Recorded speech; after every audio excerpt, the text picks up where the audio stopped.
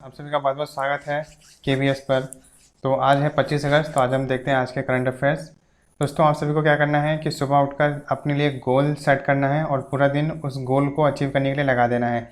तो आपकी जो लाइफ है ऑटोमेटिक जो है अपने आप फिट हो जाएगी। ठीक है, तो आप सभी इसी चीज़ को लेकर मोटिवेट होकर अपना पूरा दिन जो है लगा सकते हैं। तो चलिए शुरू करते हैं। देखिए पहला क्वेश्चन आप सभी के स्क्रीन पे क्या कह रहा है। किस संगठन ने भारत में ऑनलाइन स्काउटिंग कार्यशाला आयोजित करने के लिए ऑल इंडिया फुटबॉल फेडरेशन के साथ एक समझौता ज्ञापन पर हस्ताक्षर किए हैं? तो आपका राइट आंसर क्या है? ऑप्शन नंबर ए, अंतर्राष्ट्रीय व्यवसाय स्काउटिंग संगठन। ठीक है, तो वो कौन सा संगठन है जिसने भारत में ऑनलाइन स्काउटिंग कार्यशाला, मतलब कि जैसे आपने स्काउट की होगी, ठीक है, तो उसमें जो है प्रेसिडेंट के थ्रू आपको जो है मेडल भी दिए जाते हैं जब वो कंप्लीट होता है। ठीक है, तो स्काउटिंग एक तरीके से आर्मी की तरह ही होती है। ठीक है, बट लेकिन नॉट सो मच, वो पूरी तरीके से नहीं होती है। आपने जिन लोगों ने की होगी उन लोगों को पता होगा। ठीक है, ब्लू कलर की ड्रेस होती है, ठीक है, एक स्काउट का पट्टा सा होता है, ठीक है, स्काउट गार्ड का एक, ठीक है, तो ये है। ठीक है, तो आपको आपसे इसमें क्या पूछा गया है कि भारत में ऑनलाइन स्काउटिंग कार्यशाला आयोजित करने के लिए ऑल इंडिया फुटबॉल फेडरेशन ने किसके साथ समझौता किया है? तो आपका राइट आंसर है अंतर्राष्ट्रीय व्यवसाय स्काउटिंग संगठन IPSO। ठीक है, अब बात आई है जो है ऑल इंडिया फुटबॉल फेडरेशन की, AIFF की। तो इसके बारे में थोड़ा जान लेते हैं। ऑल इंडिया फुटबॉल फेडरेशन ये एक बहुत बड़ी संस्था है पूरे इंडिया में जो कि फुटबॉल के लिए है। इस समय इसके प्रेसिडेंट कौन है? तो प्रफुल्ल पटेल जो है इस समय football federation, all India football federation के प्रेसिडेंट है। फाउंडेड ये कब बना था? 23 जून 1937 में। 23 जून 1937 को ऑल इंडिया फुटबॉल फेडरेशन आपका बना था। फीफा इसके अंडर में बना, और फीफा इसके अंडर में कब बना? 1948 में। देखिए 1937 में तो ऑल इंडिया फुटबॉल फेडरेशन आपकी बड़ी संस्था बन गई। उसके अंडर में फीफा भी बना आपका 1948 में। देन AFC आपका बना 1954 में। देन सैफ, ऐसे डेवलप सैफ जो है 1957 में बना। ठीक है, ये सारी अलग अलग संस्था है जो फुटबॉल के अंडर में जो है काम करती है। ठीक है, बात समझ आई? अगला देखिए, इसका हेडक्वार्टर के बारे में बात करते हैं तो द्वारका दिल्ली में है। तो दिल्ली में एक द्वारका एक जगह है। तो ऑल इंडिया फुटबॉल फेडरेशन का हेडक्वार्टर कहाँ पर है? द्वारका में। ठीक है, बात समझ आई? आगे बढ़े, चलिए अगला क्वेश्चन देखिए। अगला क्वेश्चन आप सभी की स्क्रीन पे ये रहा। क्या कह रहा है? किस राज्य के स्कूल को शिक्षा के क्षेत्र में नवाचार के लिए पहले पल्लीकट्टुम राष्ट्रीय जो है राष्ट्रीय पुरस्कार से सम्मानित किया गया है? तो आपका राइट आंसर क्या होगा? Option number C, Nagaland. ठीक है, अब बात है नागालैंड की, तो थोड़ा जो है विस्तार से जानते हैं कि फर्स्ट तो आपका नागालैंड आया है, सेकंड और थर्ड नंबर पे कौन रहा है? यह पुरस्कार राजगिरी मीडिया द्वारा स्थापित किया गया है और नागालैंड के चेसोर और गांव के सेंट क्रिस्टोफर स्कूल में प्रदान किए गए हैं उसमें। ठीक है, उसमें प्रदान किए गए हैं। DAV जो पब्लिक स्कूल है हरियाणा का, उसने रजत पुरस्कार जीता है। और जबकि केरल का जो CMI क्राइस्ट स्कूल है इरिटी, उसने कांस्य पदक जीता है। नागालैंड को मिले हैं 1 लाख क्योंकि ये फर्स्ट आया है, और आपका हरियाणा को मिले हैं 50,000 क्योंकि ये सेकंड आया है, और जो केरल है वो थर्ड आया है तो उसको 25,000 रुपये मिले हैं इसके लिए। ठीक है, अब बात है ये नागालैंड की, तो हम थोड़ा नागालैंड के बारे में जान लेते हैं। फॉर्मेशन इसका कब हुआ? इसका फॉर्मेशन हुआ 1 दिसंबर 1963 में। ठीक है, 1 दिसंबर 1963 को नागालैंड बना। कैपिटल इसकी क्या है? कोहिमा, और जो कि एग्जीक्यूटिव ब्रांच है। ठीक है, चीफ मिनिस्टर इसके क्या है? नेफुआ राव। क्या है? नेफुआ रॉय। ठीक है, गवर्नर के बारे में बात करते हैं तो RN रवि। तो नागालैंड के कौन है? नेफिया रॉय। और गवर्नर के बारे में बात करते हैं तो वो कौन है? RN रवि। ठीक है, बात समझ आई? तो अभी कौन सा स्कूल है जो फर्स्ट नंबर पर आया है पल्लीकट्टुम राष्ट्रीय पुरस्कार से जिसे सम्मानित किया गया है? तो आपका राइट आंसर होगा ऑप्शन नंबर सी, नागालैंड। ठीक है, बात समझ आई? आगे बढ़ते हैं, अगला क्वेश्चन देखिए। अगला क्वेश्चन क्या कह रहा है? भारत का पहला विदेशी बैंक कौन सा है जिसने ग्रीन डिपॉजिट प्रोग्राम लॉन्च किया है? तो आपका राइट आंसर क्या होगा?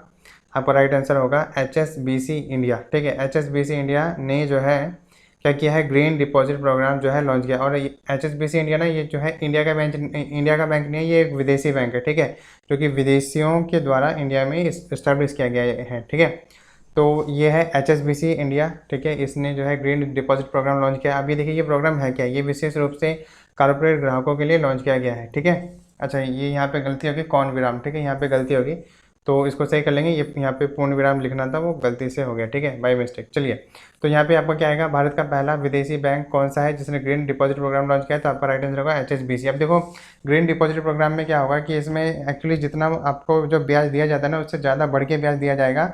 और ग्रीन जैसे कि है तो ग्रीन रिवोल्यूशन के बारे में सोचा जाएगा, ग्रीन क्रांति के बारे में सोचा जाएगा, और व्यवस्था जो है अच्छी तरीके से अर्थव्यवस्था बनी रहे, और जो ग्रीन जो रिवॉल्यूशन है वो भी आपका लाने की कोशिश की जा रही है ग्रीन डिपॉजिट प्रोग्राम के तहत। ठीक है, बात समझ आई? आगे बढ़े, चलिए अगला क्वेश्चन देखते हैं। अगला क्वेश्चन क्या कह रहा है, क्रिकेट क्षेत्र में राजीव गांधी खेल रत्न पुरस्कार से 2020 से किसे सम्मानित किया गया है? तो आपका राइट आंसर होगा option number C, Rohit Sharma को। ठीक है, इससे पहले सचिन तेंदुलकर को मिला था राजीव गांधी खेल रत्न पुरस्कार, फिर देन आपका महेश धोनी, देन उसके बाद आपका विराट कोहली को मिला है 2018 में। ठीक है, बात करते हैं हम 17 में, शायद 2017 में या हाँ 2018 में मिला है। ठीक है, अब देखिए यह पुरस्कार सचिन तेंदुलकर को मिला था 1957 से 58 में मिला था, MS धोनी को 2007 में और विराट कोहली को 2018 में मिला है, और अब 2020 में जो है अब रोहित शर्मा को मिला है। ठीक है, बात समझ आई। अब बात आई है राजीव गांधी खेल रत्न पुरस्कार की, तो इसके बारे में थोड़ा जान लेते हैं। अभी क्या है ये,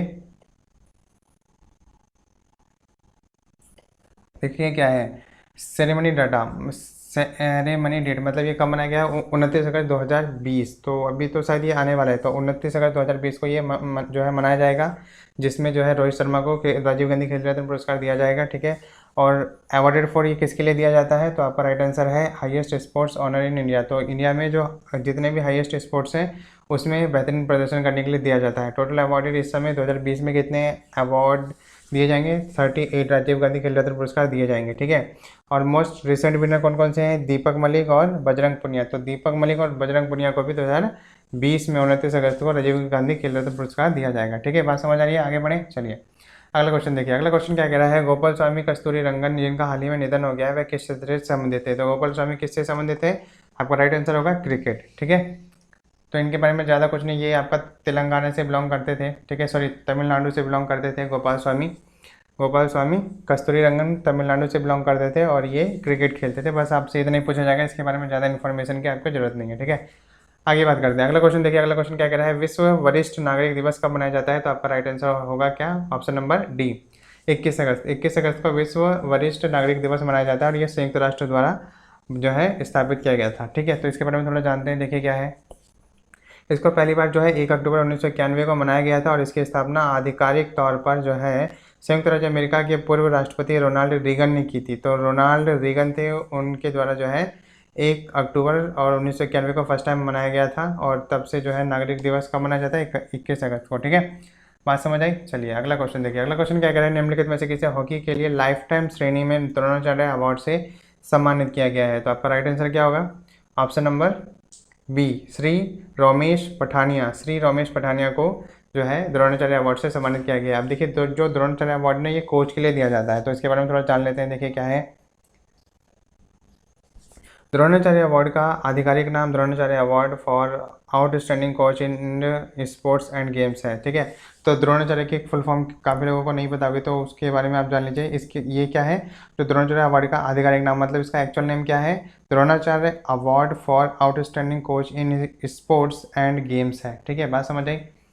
तो बात आई है अब जो है द्रोणाचार्य अवार्ड की, तो हम उसके बारे में थोड़ा जान लेते हैं। तो सेरेमनी डेट क्या है? 29 अगस्त। ठीक है, तो ये 29 अगस्त को मनाया जाएगा द्रोणाचार्य अवार्ड। ठीक है, और इसका फर्स्ट विनर कौन था? फर्स्ट विनर थे इसके बालचंद्र, कौन है? बालचंद्र भास्कर, बालचंद्र भास्कर और भागवत, बालचंद्र भास्कर भागवत, ओम प्रकाश और भारद्वाज और OM नाम्बियर। तो ये 3 लोग थे, बालचंद्र भास्कर भागवत और ओम प्रकाश भारद्वाज और OM नाम्बियर। ठीक है, बात समझ आई? तो ये 29 अगस्त को भी, ये 29 अगस्त को मनाया जाएगा, तो ये दिए जाएंगे इन लोगों को। ठीक है, और अभी रमेश पठानिया को दिया जाएगा ये वाला अवार्ड। ठीक है, लास्ट अवार्ड ये 2019 में जो है लास्ट टाइम जो है मनाया गया था, मतलब ये अवार्ड बांटे गए थे। कौन से?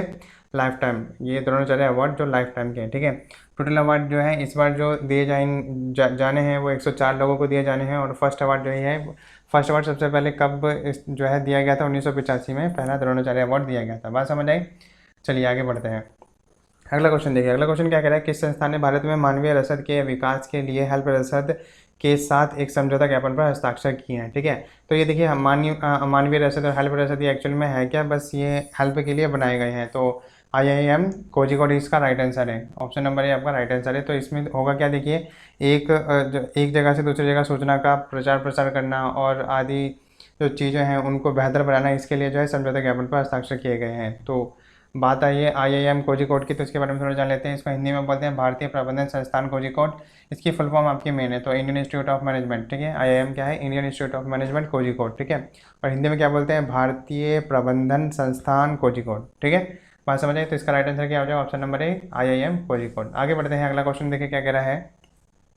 श्रम ब्यूरो का नया लोगो जो है निम्नलिखित में से कौन सा गुण प्रदर्शित नहीं करता है। तो आपका राइट आंसर क्या होगा, ऑप्शन नंबर सी वैश्वीकरण। वैश्वीकरण का गुण प्रदर्शित नहीं करता, जबकि सटीकता, वैधता और विश्वसनीयता का गुण, ये 3 गुण प्रदर्शित करता है श्रम ब्यूरो का लोगो। अब देखिए श्रम ब्यूरो क्या है, एक तरीके से ब्यूरो मतलब आप जानते हैं ना, जैसे सेंट्रल ब्यूरो इन्वेस्टिगेशन, तो एक उसका ग्रुप होता है, ऐसे श्रम का भी एक ग्रुप है बनाया गया है, ठीक है।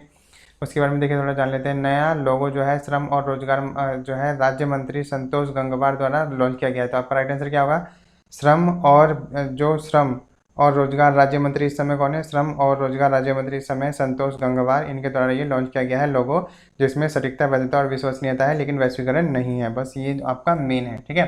बात समझ आई। आप आज का लास्ट क्वेश्चन देखिए, लास्ट क्वेश्चन क्या कह रहा है। वर्ल्ड बुक ऑफ रिकॉर्ड द्वारा स्टार 2020 सर्टिफिकेट किसे सम्मानित किया गया है। तो आपका राइट आंसर क्या होगा, ऑप्शन नंबर ए गणेश विलास लैंगरे। गणेश विलास लैंगरे को जो है वर्ल्ड बुक ऑफ रिकॉर्ड द्वारा स्टार 2020 सर्टिफिकेट दिया गया है। ये जो है लंदन द्वारा प्रोवाइड किया जाता है, ठीक है। ये लंदन द्वारा प्रोवाइड किया जाता है वर्ल्ड बुक ऑफ रिकॉर्ड, ठीक है। तो इसमें इतना ही था, तो आपका राइट आंसर हो जाएगा ऑप्शन नंबर ए, ठीक है, ठीक है। तो अच्छा, ये क्वेश्चन फिर से रिपीट हो गया है, ठीक है। तो ये 25 अगस्त के करंट अफेयर्स। चलिए अब यहाँ पे मैं आपको बता देता हूँ, यहाँ पर हमारे चैनल पर क्या क्या अवेलेबल है। आप जो है, आपको एक व्हाट्सएप ग्रुप दिया गया है, अगर आपको PDF चाहिए तो आप मुझे इस नंबर पे मैसेज कर देंगे, I am a new student, तो मैं आपको ग्रुप में ऐड कर लूँगा। और साथ ही जो है आपको जो है रोज़ के रोज़ जो PDF है हमारे पास, वो आपको दे दी जाएगी, ठीक है। टेलीग्राम चैनल के थ्रू भी आप यहाँ पे जुड़ सकते हैं, KVS के थ्रू, ठीक है। KVS आप अगर सर्च करेंगे तो आपको मिल जाएगा। आप हमारे फेसबुक पेज से भी जुड़ सकते हैं, वहाँ पे भी मैं अपडेट देता रहता हूँ, ठीक है। और डेली करंट अफेयर्स आपको मिलते ही रहते हैं। और अगर आप फिजिक्स में, अगर आप BSc फर्स्ट सेमेस्टर से 6 सेमेस्टर तक के, अगर आप प्रैक्टिकल फॉर्मूले लिखने के तरीके के बारे में बात करते हैं, प्रैक्टिकल्स को, फिजिक्स के प्रैक्टिकल्स को, केमिस्ट्री के, तो वो सारे आपको यहाँ पे मिल जाएंगे। उसका लिंक दिया गया है। बैंकिंग क्लासेस चल रही है, SSC की क्लासेस जो है चल रही है, ठीक है। तो वो उन सभी के थ्रू आप जो है पूरा कंप्लीट आपको कोर्स कराया जाएगा। तो वहाँ पर आपको कोई चिंता करने की जरूरत नहीं, कहीं जाने की जरूरत नहीं है, आप यहीं से पढ़ सकते हैं, ठीक है। बात समझ आई। तो ये 10th 8th और 7th की जो है मैथ और जो है साइंस की CBSE पैटर्न पर बेस्ड आपको एक क्लास चल रही है। बहुत सारी क्लासेस हो चुकी है, तो आप चाहें तो वहाँ पे जाके देख सकते हैं, ठीक है। तो दोस्तों आज के लिए इतना ही, और आशा करता हूँ कि आप सभी को ये हमारी मेहनत पसंद आ रही है। तो दोस्तों आज के लिए इतना